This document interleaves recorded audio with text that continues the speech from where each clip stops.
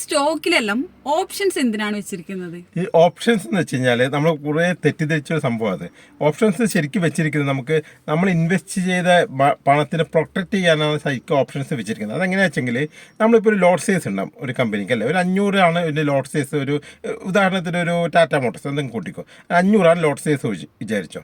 500 share വാങ്ങിക്കുന്ന ഒരാളെ സംബന്ധിച്ച് റിസ്ക് വലുതാണ്. പെട്ടെന്ന് ടാറ്റ മോട്ടോഴ്സിൻ്റെ ഷെയർ താഴേക്ക് വീണ് കഴിഞ്ഞാൽ വലിയ നഷ്ടം ഉണ്ടാവും, അല്ലേ, ലോങ് ടൈമിലേക്ക് ഇൻവെസ്റ്റ് ചെയ്യുന്ന ഒരാളെ സംബന്ധിച്ച്. അങ്ങനെയുള്ള ഒരാൾക്ക് പുട്ട് ഓപ്ഷൻ ബൈ ചെയ്യാം.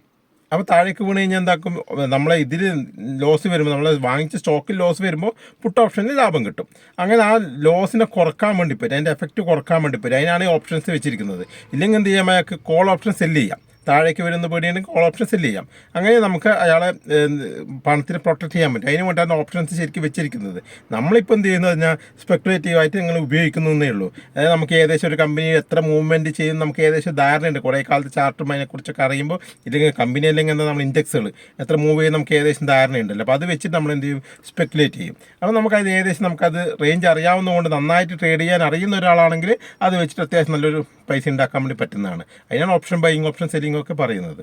ഓക്കെ, മെയിനായിട്ട് ഉണ്ടാക്കിയിരിക്കുന്നത് എന്തിനാണ്, നമ്മൾ ഇൻവെസ്റ്റ് ചെയ്ത പണത്തിനെ പ്രൊട്ടക്ട് ചെയ്യാൻ വേണ്ടി മാത്രമാണ് ഈ ഓപ്ഷൻസ് എന്ന് പറയുന്ന സംഭവം ഉണ്ടാക്കിയിരിക്കുന്നത്.